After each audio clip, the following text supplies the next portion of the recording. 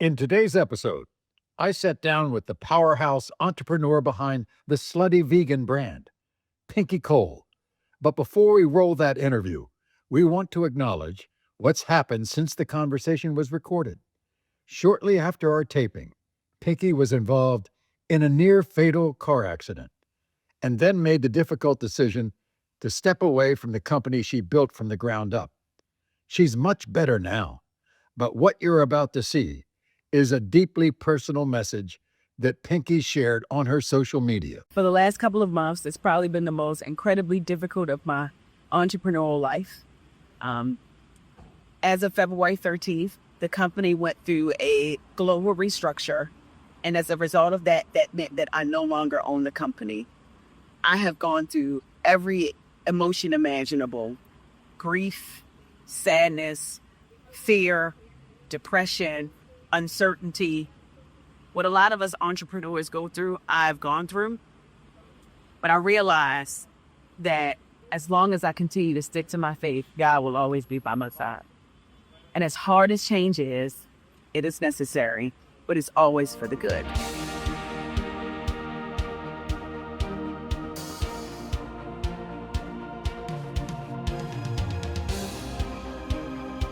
Our interview was recorded just before these life-changing events, and what follows in this exclusive sit-down is a fearless, uplifting conversation with a woman whose drive and authenticity have inspired millions. We're glad to share it with you now.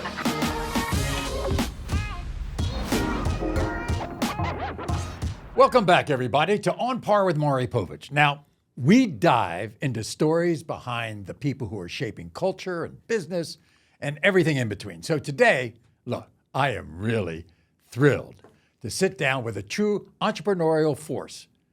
Her name is Pinky Cole. Now, you might know Pinky as the founder of Slutty Vegan, the restaurant chain, the plant-based empire that's kind of changing the way people think about food. But what you might not know, well, you don't know this at all, I'm going to tell you. Pinky was a producer on the Maury Show. You don't know about that, huh? Well, we're going to talk about it. And since then, Pinky's gone from working behind the scenes to building a multi-million-dollar brand with bold flavors, big ideas at Slutty Vegan. She just doesn't serve burgers. She invites her customers to get slutified. Now, it's not what you think. Come on, get your mind out of the gutter. She's made plant-based dining fun, exciting, unapologetically bold. And her journey is nothing short of extraordinary. I mean, you won't believe her life story. I can't wait to dig in. Okay, now, before I even talk to you, and by the way, it's great to see you. It is great to see you. Yeah, but you didn't have that hair when you worked with me. I didn't, and I always dreamt of sitting on the couch just not to get a DNA test. We're going to get into that a little bit later. But first of all, I want everybody to know, I got to read through the list of accolades here, okay? You're named to the Restaurant Hospitality's 2021 Power List. Mm-hmm. You're included in the Forbes Next 1000 list, recognized in Entrepreneur Magazine's Top 100 Powerful Women in Business, featured in LA Wire's Influential Women of 2020, honored in Atlanta Business Chronicles 40 Under 40 list, named one of PETA's. PETA. Yeah. Yeah, I guess so, vegan. 2021 Most Beautiful Vegan Celebrities. You're the recipient of the Ebony Power 100 Business Disruptors list. And most recently, Time Magazine 2023, recognizing you the next 100 top list of individuals with significant influence on American culture. Yeah. And I just made the Forbes list last week, too. You did? I did. What list was top 50 most powerful Black Americans in the world.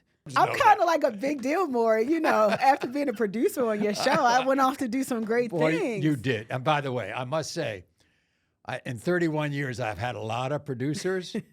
You might be the most successful one. But, listen, it takes a lot of hard work. And I would say that you have been one of my biggest inspirations. No. Yes. You know why? Because when I created my company, I merged sex and food.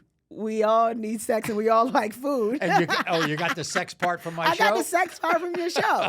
No, what I really got is I know what people want to see. I know what's going to make them change the channel. I know what's going to make them tune in. And you helped me learn that. So I have instilled that into my business, and it won. Wow. Yeah. Stop giving away the secrets of my show, Okay. okay? I got to. All right. I want to get in. I want to get into the real Pinky Cole. Yes. The day, everybody remembers their birthday. Yeah. Your birthday, the day of your birth, was probably as significant as anybody's birthday because on that day, what happened in your life? So the day that I was born, my father was being sentenced to 30 years in prison. So now here I am. I'm born into the world, into my freedom, and my father was losing his. So while my siblings had daddy for a good amount of time, You were the youngest. I was the youngest. And I grew up in a household with a single mom who worked multiple jobs. Now, we didn't have everything that we wanted, but I had everything that I needed. But the dynamic of my upbringing was different because I didn't have my dad. You grew up in East Baltimore. Yeah. Your father was sentenced to 30 years for drug trafficking, Yeah. big cocaine ring in Baltimore, federal prison for 30 years. 30 years. So graduations, not there. Parties, not there. Big milestones, not there. And when he finally got out of prison, he got deported to Jamaica. And I've never been on American soil with my dad. Did you go visit him? Yeah, all the time. Really? Yeah, he still lives in Jamaica. No, but did you visit him when he was in prison? Oh, yeah, I did. And there's some trauma attached to that. Because, when you're a kid growing up, going to visit your parent in prison, you got to remember, I'm a kid getting wanded down. Like they tell me you only got 2 hours to sit at this dusty round table. And I'm seeing all of these people with handcuffs on and the same color suits.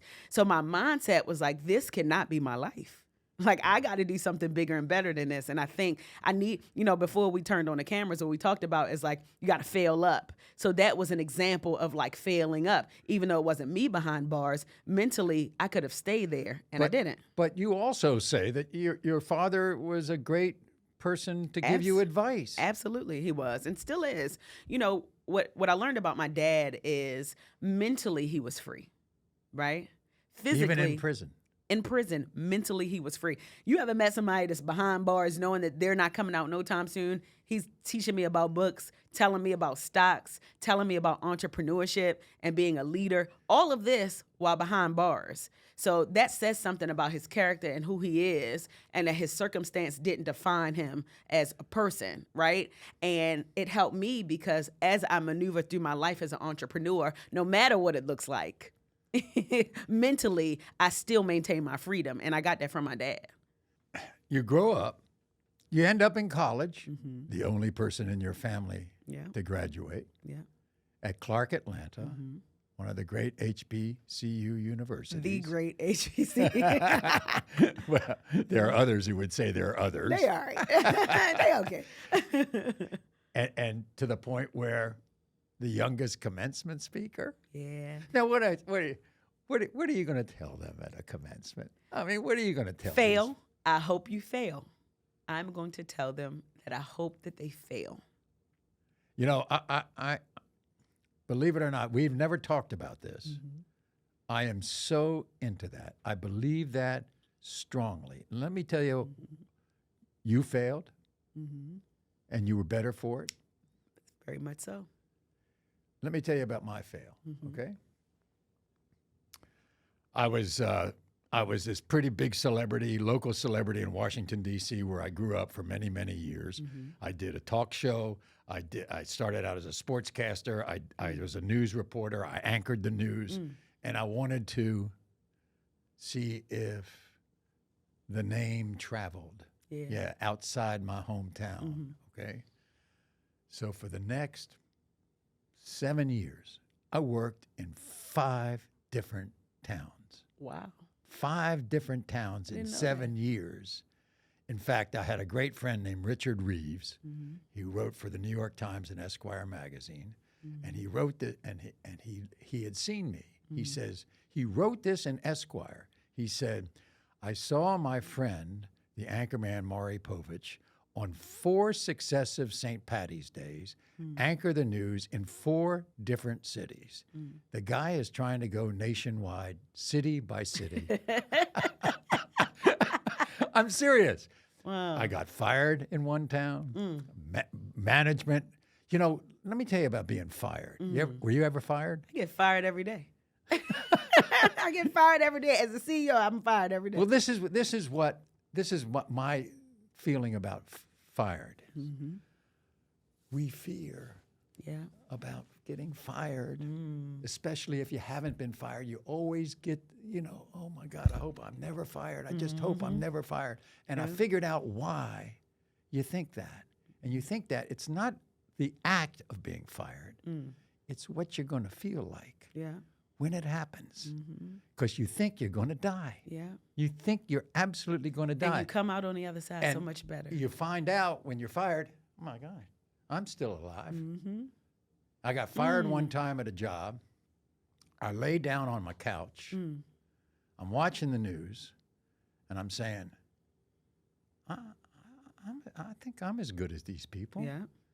And I get another job, and I move on. And life just goes on. I got over the feeling of what it would feel like if you're fired. You know, it's interesting that you say that, because even now, in the season that I'm in my life, when we first started this program, you listed off all the great things that I did.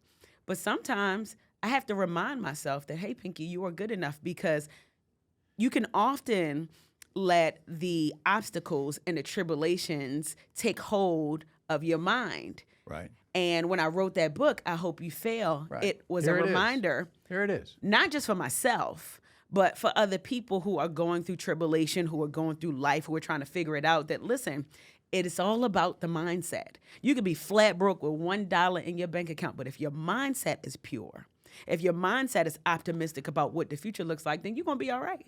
And that's literally what the book is about. I mean, with me, it was, I think I can still fit in here. And I think what the hell? Good. I mean, I think I can do that. And you did good. Yeah, I think I did good. I mean, this was just, I got fired in Los Angeles. And by the way, the job I got fired at, I was the second banana to my now wife. And I was anchoring the news with Connie Chung. That is crazy. I get fired. Wow. I get fired. I don't think people knew that about you. Well, they know it now. Wow. That's amazing. I mean, I lasted about 9 months. It was one of these things where... You wouldn't have met your wife if it wasn't for... No, I knew her earlier, but we didn't... But you wouldn't have married her, probably. You probably wouldn't have connected her in There's that way. no chance. Yeah. So what happened was, she was a big star in L.A., and I was having a rough time working in Chicago. And I had problems with management, and we disagreed. So I left, and I got a job as a second banana to her in Los Angeles. And unfortunately, the general manager who hired me got fired. Oh, wow. So it was one of those last hired, first fired deals when the new GM comes in. Yeah. But I think that you turned out all right, because you created one of the best shows of all time. But let me tell you what else about this. Let me tell you why I'm so screwed up. Let me tell you. I mean, serious, Pinky. Let me tell you. This is about you, and I'm talking about myself. No, but this is what good. What the hell is no, my podcast? This is good. You know why? Because nobody ever sees the other side of you. Okay. Like, we want to see you, and I love this. So as I went on, and I had all these bad experiences, I had a list.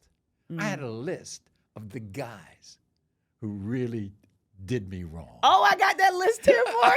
Yeah, but here, I got that. I got that list. You got a list. Oh, too. I got a list. I got like 10 on my list. There are about 5 guys on this list. Okay. Yeah. But here's the problem with me. I just hope, I want revenge. I hope they just get, and every single one of them in their careers got fired, and I felt sorry for them. Isn't that the worst? No, it's not the worst. Because that just means that you're a good person, but I don't feel sorry for the people on my list. Not yet. You still want to get the... But you know what it is for me?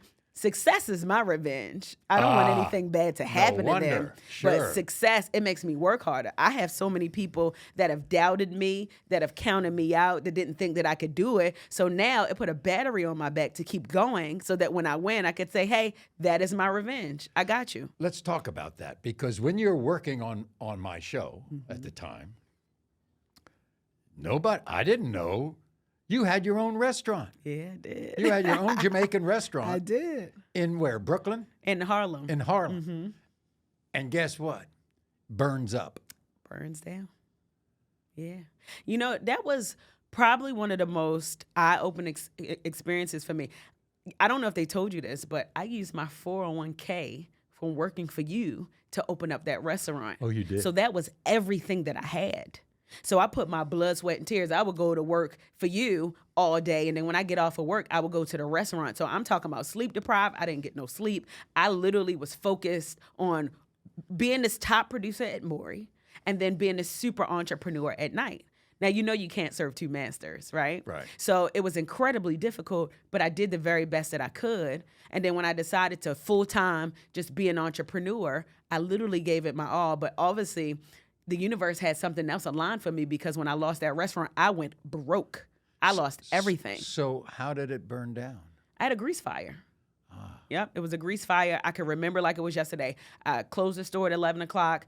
I lived about 5 minutes down the street. I went home, and then the fire department called me and said, hey, you need to come because your restaurant is on fire. And when I came, at that time, they took all the fire out, and it was nothing but smoke. And I was sitting there like, well, I don't work on the show no more. I lost everything that I had, and literally it was like a ripple effect, and everything fell apart. So that was when, 2015, 16? That was 2016. But let me tell you why that was the best thing that could have happened in my life. It was the best thing because that was the first real failure that I've ever had, right? You know, in life, I had nothing but wins, even as a young person, right? Like in college. Well, I mean, you had a lot of jobs. I had a lot of jobs. I was the queen of the school in college. So I did everything. I literally have always been a perfectionist. So when that restaurant caught on fire, eventually I went broke. My car got repoed. I got kicked out of my apartment. It was really like a ton of bricks just tumbled down on me. So the girl who was once known as, the super producer at Maury, because, you know, you work at Maury, oh my God, to this person who can barely pay her bills, I felt like an idiot, number one, and I felt like a failure. But it was so beautiful because I was able to get another opportunity on a healing therapy show. Can you believe that? So in After my show, yes, you got a healing therapy show? How crazy is that? Well, first of all, everybody who works on my show needs therapy. Okay, listen, and I needed therapy, and I got it. But when I tell you, it could not be more divine, because while I'm helping people get the healing, I'm getting a healing for myself too. And it was like a resurgence for me. And then I started looking at life differently. And that's a part of the reason why I wrote that book. So, okay, so now I got you out of the restaurant. Yeah. You're back doing work. I think you worked for OWN as well with Oprah. Yeah, I worked on a TV show for the OWN network, a show called Iyanla Fix My Life. And that was the show. And that show really saved my life. You know, because I was depressed, I was sad, I felt like I had no purpose, and I was on that show for about 2 years. And I'm gonna tell you something funny. They asked me to go to Atlanta to work in Atlanta on the show because you know how I go with the guests. They wanted me to be on the ground, and I was on the ground in my 2-bedroom apartment, and Maury, I was smoking weed. And I'm not a weed smoker. And well, why were you? Because the person I was with at the time, I'm like, let me try it. Right. So anyway, so I tried it, and literally I went on cloud 9, and I'm like, Slutty Vegan. That's when you thought about that it. That is what, I don't know what strain that was. On weed. You sound like on crack cocaine. No, it was on weed, yes. By the way, did you know that my wife has a strain of weed named after her? No, does she? Yeah, the Connie Chung weed. Have you tried it? Is it good? Look, I need to try it after the show. No, I didn't know that, but that's actually kind of cool. Said it was low maintenance. Oh, that was kind of cool. It's not like the namesake, that's for sure. That's like an indica. Anyway, yeah. This is because this was the revelation. This was the revelation, and you the phrase "slutty vegan" came to you. Slutty vegan came to me. Had you been a vegan? Yeah, I was vegan. I hadn't eaten meat. Oh, that's right. I forgot. Your mother is Rastafarian. Yep, she is. So you kind of grew up in that. So I always had a healthy, conscious lifestyle. So when I was in that 2-bedroom apartment, I'm like, all right, I'm tired of eating a side salad and fries. Like, I want some like food on a late night in Atlanta. And when I came up with the concept, I called my friends, and it was like, yes, girl, you need to do it. That's a great idea. And I started moving and shaking on the idea. Mind you, I did not grow up eating burgers and fries. I grew up eating like sardines and beans and lentils. Like I'm a lentil girly. Well, that's supposed to be the healthiest food there is. It is the healthiest food there is, but that was my mother's lifestyle. So when I started the concept, this is how I know when you are walking in alignment, everything will work itself out for you, because I didn't know what the hell I was doing. What the hell is alignment? Alignment is, okay, so two parallel lines, Yeah. they look identical, right? They're in alignment. If one line is like this and one line is like that, it's not in alignment. Alignment is when two things collide for the greater good. And everything that I did with this business collided for the greater good. And it created a shared kitchen concept that eventually became a food truck that evolved into brick and mortars. And now here it is. I have a $100 million brand that people know and recognize and love. And it's nationally known, and I don't even have stores in every city. That is what alignment is. So that's when you decided to combine sex and vegan? Yes. Sex and vegan. Slutty Vegan. Slutty Vegan. Because listen, I told people that if I can meet you where you are, one thing that you've always done a great job on the Maury Show is you've been able to meet people where they were. It don't matter if you white, if you black, blue, yellow, I don't care, rich, poor, whatever. When you come on this show, I'm going to treat you the same. I'm going to meet you where you are. We're going to have healthy, fun conversation. And that's what I wanted to create in my business. And I talk a lot about you in all of my interviews because I literally got that from you. And I've been able to raise people's consciousness by way of the most raunchy, sexy idea that sex can be fun and eating food can be fun too. And it worked. So, yeah. But you've gotten in a lot of trouble down there in Atlanta. I did. First of all, we have to understand you used to give free food to all the firemen, all the cops. Oh, you did your research. A lot of city workers. You believed to give them food because they were giving back to the community. Yeah. And then there was a very bad incident in Atlanta in which a black guy was killed by the cops. And you decided that you were not going to give free food to the police officers anymore. You are a real journalist, because nobody has asked me that in a very long time. Yeah. And you got in a lot of trouble. I did. Because everybody in town said you were anti-cop. Yeah, they did. What did it do to your business? Made it better.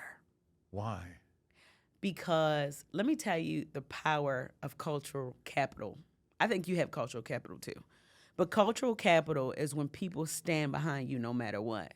What they did is they misread what I said. What did you say? I said that at this time, we weren't feeding, we had something scheduled for police officers, right? So we already did all the essential workers. We made sure that everybody was good. But right when we were about to do the police officers, there was so much happening with George Floyd and these riots. And because I'm a socially responsible brand, I wanted people to know that I stood in solidarity with the movement, right? So I said, at this time, we weren't feeding police officers, but it wasn't that they couldn't come to the restaurants. It was the essential worker initiative that we were doing.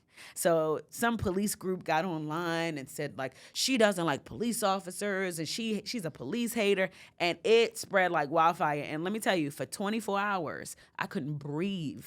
Because I'm like, this is not who I am. I have police officers in my family. And for a second, I was trying to defend myself. And I'm like, what am I defending? What am I defending? So people came to my defense. And in a matter of 72 hours, I went from having 100 5-star reviews to 24,000 5-star reviews on my restaurant page. And it was such a big story because, one, they misrepresented my words. Two, I have no problem with the police. And now it's funny because when the police come in, we got this chant from we got the popo in the building. But it just tells you. So do you feed cops now? Absolutely. Okay. But it just tells you the level of power that I have by way of the brand. Because what you were saying was at that moment. At that moment, I wasn't. There was a black man who was murdered in front of everybody. It was publicly splattered across America. And as a business that is supported by the community, I want them to know that I'm not tone deaf. And that's exactly what I did. And I wouldn't change it for the world. That situation, I would not change a thing. And as a result of that, that really amplified my business and took it to the next level. So thank you to whoever wrote that first post on Facebook, because it really soared my business to the next level. And they wanted the opposite. And they wanted the opposite. But when I say I'm covered, I am so covered. No weapon against me shall prosper at all. Right? Nobody can come against me without me being protected by the people who love me, respect me, and support my brand. Yeah. Is this it? No. Actually, I should be asking you that. Is this it? I don't know. I mean, people, you know, it's interesting because the guy in the whole world of talk that I admired more than anybody else was Johnny Carson. Okay. Mm-hmm. And when Carson retired, he never appeared again. And I wanted that. I wanted, hey, it's over. I'm you just retired. wanted to be done. I wanted to be done. It was over. I didn't want to be like an athlete hanging on well after their prime. I didn't want to be that way. Look, I watched too many athletes keep trying to play after they should have retired. And this is your purpose, though. Like, this is purpose they're work. talking me into this. This is purpose work for you, though, Maury. There's a difference between showing up and going to work. Like, what you do it naturally. How you show up, your existence. You are a natural journalist. The fact that you dug deep and found that situation about me and the police, this is the work that you admire. So you can't just stop that and like, okay, I'm gonna stop. What, you gonna go to the grocery store and like? How can you ignore it? I mean, it's a significant moment in your life. Yeah, but that I'm not gonna. But that makes you who you are. I'm not going to cover that up. I mean, you gotta respond to that. And as long as you got breath in your body, you still got work to do. You do. Really. And I'm so proud of this next elevation in your life. Even for me, when I think about the evolution of where is Pinky Cole going to be past Slutty Vegan? Slutty Vegan is just a vessel, right? That is just the opening to a doorway of possibilities. Like, I want to be in front of the camera. I want to continue to be a philanthropist, reach and touch the world. But that's purpose work. That's not just showing up to work. And as long as we continue to walk in our purpose, I think that there's going to be so many people, especially you, because you've done this for so many years, that will recognize the idea of the legacy that you left. And that's nothing but greatness. Yeah, okay. You're talking all this. You're talking about ambition. You're talking about the next level for you. You're a mother of 3 kids. Yes. All 3 and under. And it's ghetto. 3 and under. 3, 2, and 1. Yes. And stepkids. Yes. Very expensive, all of them. I mean, you want to babysit? I assume your kids are in Atlanta, right? They're in Atlanta. Right. And I'm sure you got people watching them while you're here talking to me in New York. I do. And do you miss them? Yes. You know, there's mommy guilt that takes place. Talk to me about that. As you build your empire, right? Like, you know, my husband is in the same industry that I'm in. So we both have he has his own restaurant chain. He has his own restaurant chain. So we have a hospitality house, 2 multi-million-dollar businesses that are growing. And we are in real time navigating on how to find balance between family and work and all of those things. And I don't know if you've ever experienced that, but like, that's tough. I've been very lucky. I mean, even after my divorcing my first wife, and I have 2 daughters, and you know, and I worked all over the country during that time. That was a very impressionable time for them because they were both teenagers, and they cut me some slack. Yeah. The fact that I wasn't there when I needed to be. Yeah. And then when Connie and I adopted this little kid. This little kid, I love 29 years ago. This little kid. Yeah, I mean, and then Connie took a long time off of work while he was young. But, you know, it's very interesting. I don't see how mothers handle it. It's tough. I mean, with working and being a mother. Yeah. So the resources are there. Especially when you're, I mean, it's the most guilt. guys think that, you know, when kids are young, it's mommy's deal to raise Yeah. them. It's mommy who's going to raise them. You know, So can you imagine being a CEO, being a wife, and being mommy? I have the resources. I got the help, but there's some days where that guilt kick in. So that's why I'm like, what's what's the guilt? how does that manifest itself? Because I'm always on the road, right? And I talk to my kids all the time. I'm always on the road though. And when I come home, You're talking to a 1-year-old? yeah, my kids are brilliant. I told you my 3-year-old was like, Mommy, you're leaving again? Where are you going? And I'm like, I just wanted to crumble. But then I also remember, I heard this one lady say that you compartmentalize your time. Like, if you want to be a CEO, be that. But when you're with your children, be that and give them the Can undivided. you do that? I can. I started Oh, practicing come on. that. I bet you're on the phone No, all no, the no, time. no. I started practicing that and it worked. Even if it's 30 minutes, right? I didn't say it's all day, but even if it's 30 minutes, I give them my undivided attention because they deserve that from me. And when it's time for me to work, I give work my undivided attention and I don't feel guilty about that part. And this is new, so I'm still navigating through it. So far, so good, but holistically, it has been difficult. And I'm getting better. And I'm transparent about that because, mothers who are entrepreneurs always just show the highs. Right. I like to show the highs and the lows because I want you to know that I'm real. So Yeah. with Slutty Vegan, you're in 12. You have 12 restaurants in several cities, Yeah. but they're not franchised. Do you own them all? I do own them all for now. Why don't you franchise it? That's the plan. By the time this airs, I hope that I'm franchising. Okay, call me. you want to get How one? about your husband? Are He's those- he's franchising right now. Yeah, that's the payoff, isn't it? he's franchise. Oh, I just had a crazy idea.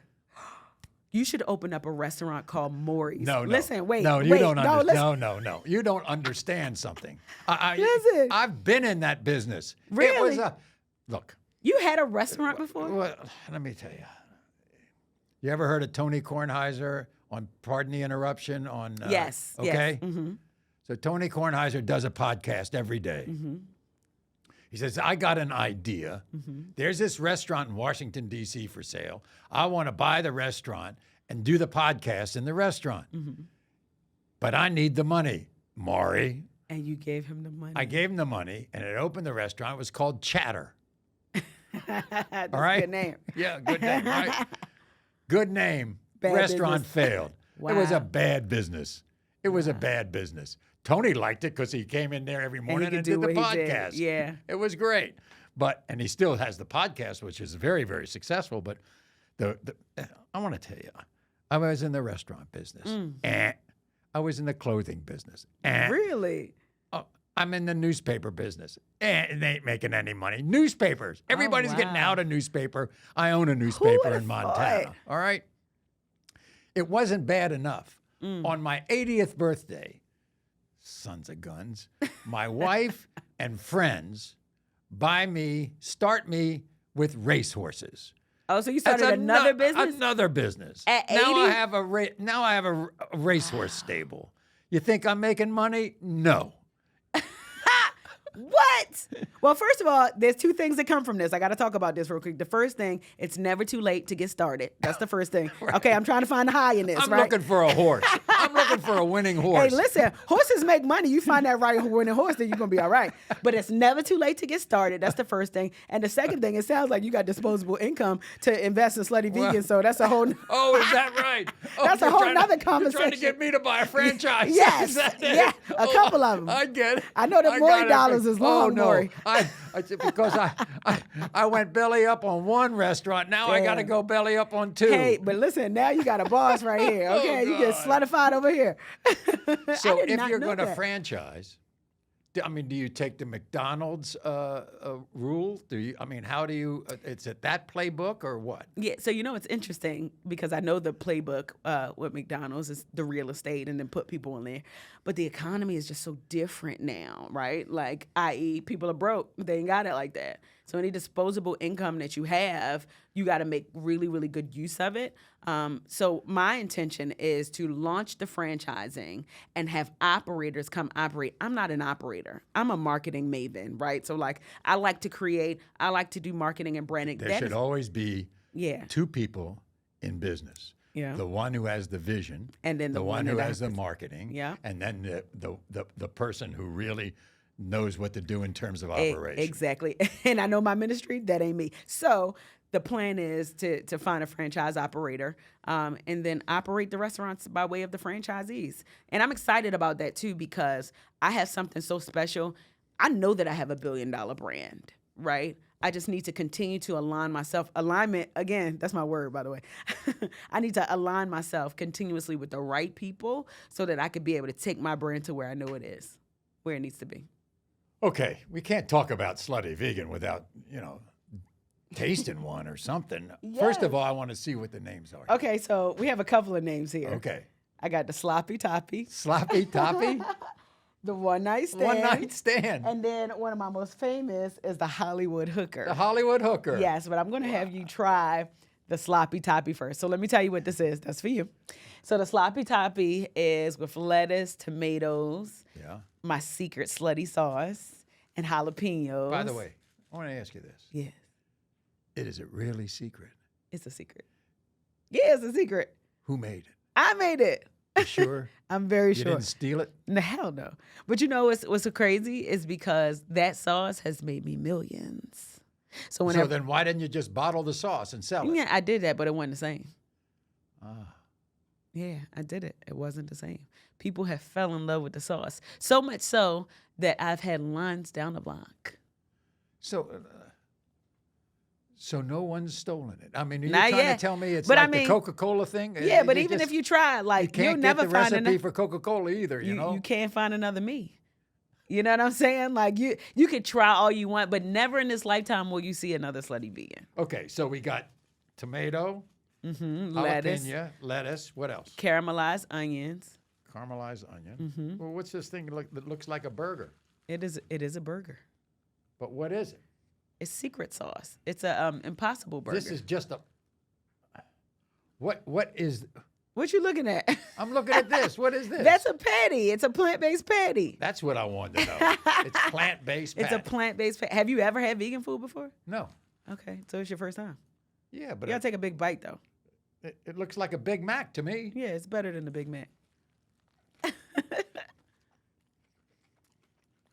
Okay, talk me through it. What it tastes like. Why you gotta chew like that, Maury? I like the jalapeno. It brings it all together, right? I like the sauce. You like the sauce, right? It's different. Does it taste vegan? But you couldn't bottle it. Getting a little spicy now. You need some water. Good. Is it safe to say you've Well, I been like it. slutified? Yeah, I could do that. Yeah, I could do that. I love that. One night stand, huh? Yeah, the one night stand. Now this Well, is, you know something? this is with the vegan bacon. I bet everybody takes a look at that and says, been there, done Listen, that. everybody, old women coming in like, can I get a one night stand? And it's so hilarious because people remember the burgers. Oh, you like that? It's like it's a party in your mouth. You taste the sweet, you taste the spicy, Right. the tangy, like you get a little bit of everything. And that little burger got people standing in line. So, we're talking about one night stand. So, You want to try that one? no. No, but I wanted to talk Yes. about Okay. one So night stand. I have this for you for the rest of the show, though. Okay. All But that right there, you know, I raised $25 million for my brand. You what? I raised $25 million. Oh, I know. You had it. To scale my brand. Yeah. And that's when you got, as I understand it, that's why you're worth $100 million, the brand is. Yeah, give or take. We had some speed bumps. Well, maybe- You know, I actually closed 2 stores. Why? No business? Well, one of them, you know what's crazy? I had a store in Manhattan on Bleecker Street that I just knew was Why going would to you do that? somebody why who would I you had do run in that? the car. It was a Probably bad too idea from the much top. rent, probably Too much rent. Everybody that came in town, they wanted a slice of pizza for the first time because it was their first time in America. So it was like it never worked. So they walked. I had so many. It was like Times Square, but nobody would come inside. But you're up in Harlem, right? But I'm up in Harlem, doing well. Up in Brooklyn, doing well. And I had one more in Athens. And listen, let me tell you about Athens, Georgia. You ever been there? University of Georgia. I know Athens, Georgia. Yes. My first day, grand opening, I had people protesting because they didn't want me there. Why? I don't know. They didn't like the name. Oh, they didn't like the name. So that was grand opening, grand closing. I'm going to finish this, you know. Yeah, that was grand opening, grand closing. And We were there for 6 months and I closed. That was it. But failure again, because guess what I learned after that? What? I learned that positioning and location is everything. So I no longer find locations off of, oh, this feels like a good location. Let me do it. Nope. I got to look at the software, look at the data, make sure that it makes sense. And for a long time, I used to like have guilt about that. Like I would have never been like, oh, I had to close the location. Slutty Vegan is so popular. But now I'm like, I'm liberated to tell you that it didn't work. Hey, you ever heard of location, location, location? It's the truth, the truth, the truth. And now that I know that, I'm so much better for it. And school couldn't have taught me that. Going to Clark Atlanta didn't teach me that. Well, obviously. I mean, Yeah. even the biggest people in business have to struggle with that. Yeah, you got to. But You can't force something in the wrong location. you cannot force anything, which is why with the evolution, I am welcoming all that's coming my way as an entrepreneur and in business. Yeah. I got a question for you, Maury. Yeah. Do you I miss might the not show? answer. No. Well, first of all, let me tell you why I don't miss the show. Why? I turn on television every single day. There's my show. And you see it. I see it. I mean, the repeats are doing as well almost as the originals. That is telling. That's a good thing.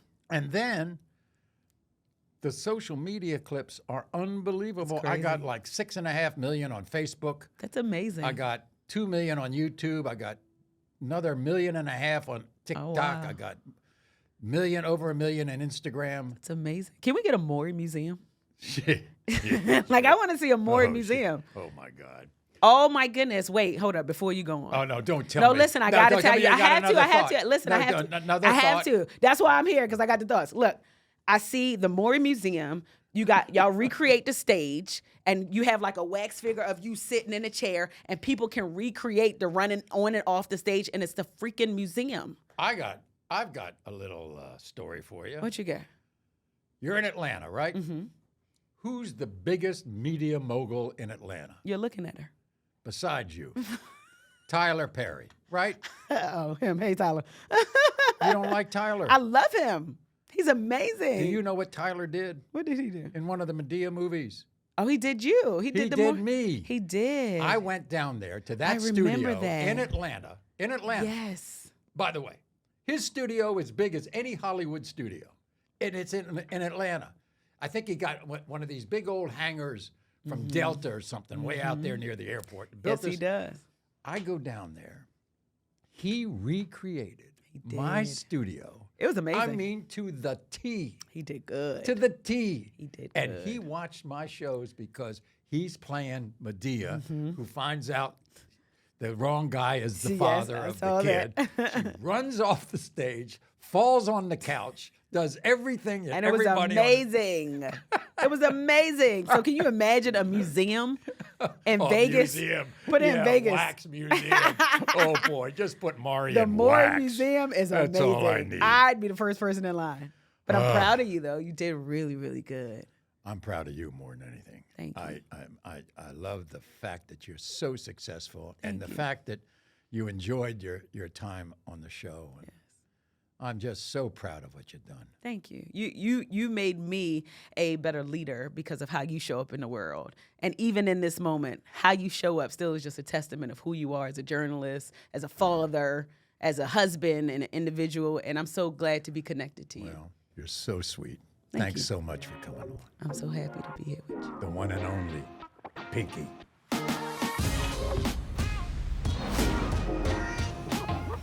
Thanks so much, everybody, for listening to On Par with me, Maury Povich. And be sure to follow us on Instagram at OnParPod for behind-the-scenes content and updates. And don't forget, you can catch the full episodes on YouTube and everywhere you listen to podcasts. And remember, always keep the conversation going.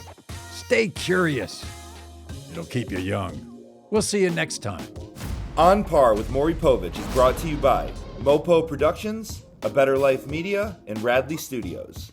Executive produced by Maury Povich, Holly J. Mirabella, Christian Thompson, and supervising producer Mike Bornasian.